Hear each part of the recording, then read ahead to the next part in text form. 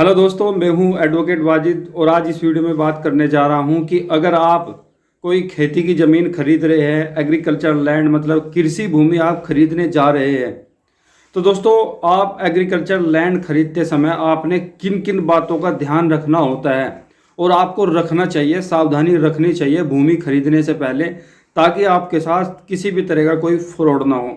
तो आज मैं पूरी जानकारी आपको इस वीडियो में दूंगा। इससे पहले मैं वीडियो में आगे बढ़ो, आप एक प्यारा सा कमेंट करके बताइए कि आप इस वीडियो को कहाँ से देख रहे हैं।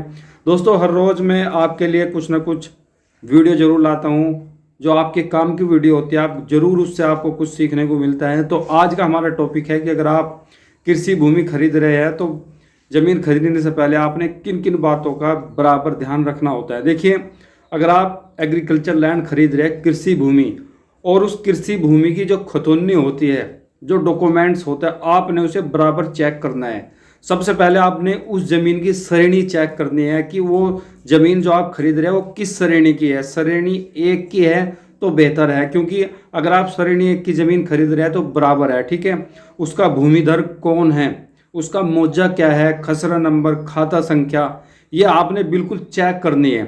साथ ही साथ उस ज़मीन पर, उस खतौनी पर किसी भी तरह का कोई लोन तो नहीं चल रहा, कोई डिस्प्यूट तो नहीं है, ठीक है।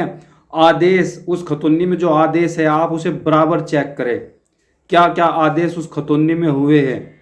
ये बराबर आप जब चेक करोगे तो आप क्या है, अच्छी जानकारी उस ज़मीन से जुड़ी पा सकते हैं। साथ ही साथ आप उस ज़मीन का पिछले 12 साल का रिकॉर्ड चेक करें कि ये ज़मीन किसी को क्या है, बेची तो नहीं गई है, इस पर किसी तरह का कोई विवाद तो नहीं चल रहा, कोई लोन तो पेंडिंग नहीं है। जब आप ये तमाम चीज़ें एक बार कंफर्म कर लेंगे, वेरीफाई कर लेंगे, तो आपको कोई दिक्कत नहीं होगी।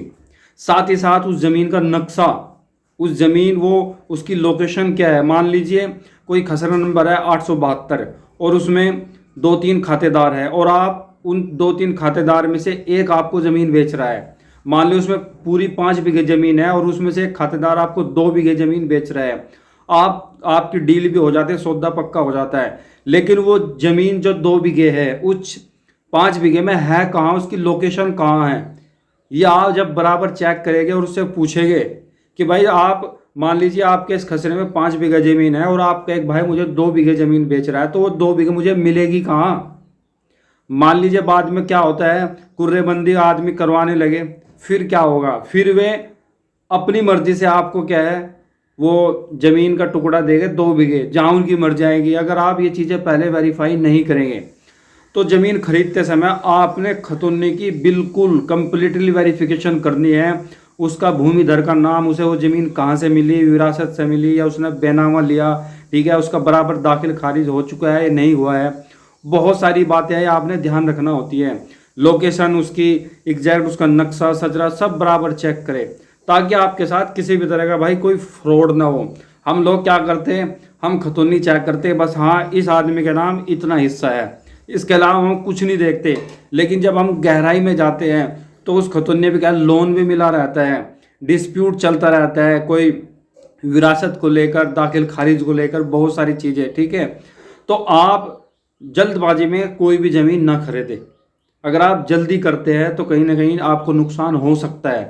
तो कोई भी परचेज करने के लिए कोई भूमि आपने बराबर 2 दिन पहले, 15 दिन पहले, 10 दिन पहले उसकी पूरी तफ्तीश कर ले, खतौनी की पूरी जांच पड़ताल कर ले, उसके पुराने डॉक्यूमेंट्स निकलवा ले, उसकी हाल की खतौनी, उसके बैक ईयर की खतौनी, जब प्रीवियस ईयर्स का जो खतौनी बनी थी वो जब आप बराबर चेक करोगे तो आपके सामने बहुत सारी चीज़ें निकल के आएगी। मान लीजिए आपने ज़मीन तो खरीद ली लेकिन उस पर लोन है, और जब बाद में दाखिल खारिज होगा तो आपको समस्या होगी। अब वो लोन कौन भरेगा, आप तो अपने पैसे दे चुके हैं, अब वो लोन कौन पेड करेगा। तो ऐसी बातें जब आप ध्यान रखोगे, छोटी छोटी बातें, तो आपका बहुत फ़ायदा होगा। लेकिन हम लोग क्या करते हैं, एक्साइटमेंट हो गए, जल्दी जल्दी में क्या है, हावल तावल में अपना बैनामा कराने की कोशिश करते हैं। वकील जो आप हायर करते हैं वो आपको क्या है, जल्दी जल्दी में निपटाने की कोशिश करता है, ठीक है। तो मेरा पर्सनल ये मानना है, आप कोई भी ज़मीन खरीदे, चाहे वो प्लॉट हो या कृषि भूमि हो, तो उसका 2 दिन पहले, 15 दिन पहले, 10 दिन पहले आप उसका बराबर वेरिफिकेशन कराएं। उसका चक का नंबर, उसका खसरा नंबर, उसका मुआवजा क्या है, उसका भूमिधर कौन है, वो किस श्रेणी की ज़मीन है, उस पर कोई लोन तो नहीं है, कोई डिस्प्यूट तो नहीं है, कुर्रेबंदी उसकी हो रही नहीं हो रही। तो ये सारी चीज़ें जब आप बराबर चेक करोगे, आप फिजिकली भी चेक करोगे, ठीक है, उसका रास्ता कहाँ पे है, रास्ते का कोई विवाद तो नहीं है, ये बातें आपने क्या है बराबर ध्यान रखनी है। क्योंकि एक बार बेनामा होने के बाद और आप जब पैसे पेड कर चुके होते हैं तो बाद में कुछ नहीं होता, ठीक है। फिर दाखिल खारिज का नंबर आता है, लोन होगी तो दाखिल खारिज में आपको दिक्कत आएगी, डिस्प्यूट होगा जब दिक्कत आएगी। तो जब आप खतौनी की बराबर वेरिफिकेशन कर लोगे, उसका रिकॉर्ड रूम से क्या है उसका पुराना रिकॉर्ड निकलवा लोगे, हाल ही की खतौनी, पिछले ईयर्स की खतौनी, 12 साल का रिकॉर्ड, बैंक की सारी स्टेटमेंट, बैंक की डिटेल, कोई लोन तो नहीं पेंडिंग है, किसी भी तरह का कोई विवाद तो नहीं है।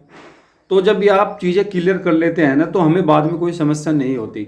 लेकिन ऐसे बहुत सारे मामले आते हैं जहाँ मतलब वही एक्साइटमेंट में आके भाई 2 बीघे ज़मीन ले रहे और हम मतलब जल्दी जल्दी में डील करते हैं और फटाफट जाके क्या बेनामा करा लेते हैं। पता चलता है उस पर तो लोन भी पेंडिंग है, जिससे आप खरीद रहे हैं उसका तो अभी दाखिल खारिज भी नहीं हुआ। तो बहुत सारी समस्याएं बाद में क्या है खड़ी हो जाती है। तो ऐसी समस्या से आपको बचना चाहिए, क्योंकि पैसा आपकी जेब से जाएगा, स्टाम्प आप दोगे, रजिस्ट्रेशन फीस आप दोगे, वकील की फीस आप दोगे, बाद में फिर तितम्मा करते रहना रेक्टिफिकेशन डीड कि भाई इसमें तो गलती होगी आप इसको ठीक करा दे, फिर और आपको क्या ज़्यादा पैसा पेड करना होता है। तो ऐसी असुविधा से बचने के लिए आप पहले ही क्या अच्छी तरह से डॉक्यूमेंट्स की वेरिफिकेशन आप कर लेंगे तो बेहतर रहेगा।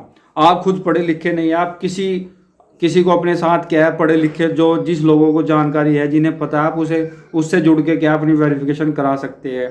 किसी लॉयर को पैसे दे के आप वहाँ से करा सकते हैं। बेनामे के टाइम आपने हमेशा अपने साथ एक जानकार आदमी को लेकर जाना चाहिए, ताकि वो आपको इन चीज़ों को समझ सके। क्योंकि तहसील में जाने के बाद टाइम बड़ी स्पीड से भागता है, आदमी ये चाहता है कि बस जल्दी जल्दी से निमटते हैं मामला, और उस जल्दी जल्दी में क्या है हम अच्छी तरह से कुछ चीज़ों को मिस कर देते हैं जो हमें नहीं करनी चाहिए थी।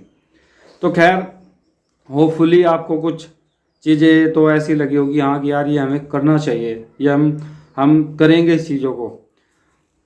तो वीडियो को बनाने का मेरा मकसद ये रहता है कि यार मैं आपको कुछ जानकारी दूं, ठीक है। कल बताऊंगा कि भाई अगर आप एग्रीकल्चर लैंड है उसमें स्टाम्प कैसे निकलता है, स्टाम्प ड्यूटी कितनी जाती है, रजिस्ट्रेशन फीस कितनी जाती है, कौन कौन से डॉक्यूमेंट्स आपको चाहिए, सारी जानकारी हम नेक्स्ट वीडियो में क्या देखने वाले हैं। तो वीडियो को भाई शेयर भी करा करें, लाइक भी करा करें। चैनल पर अगर आप मुझे देख रहे हैं मेरे तो मुझे फॉलो करें, सब्सक्राइब करें, फेसबुक पर देख रहे हैं तो ज़रूर फॉलो करें। बहुत बहुत शुक्रिया, thank you so much, take care.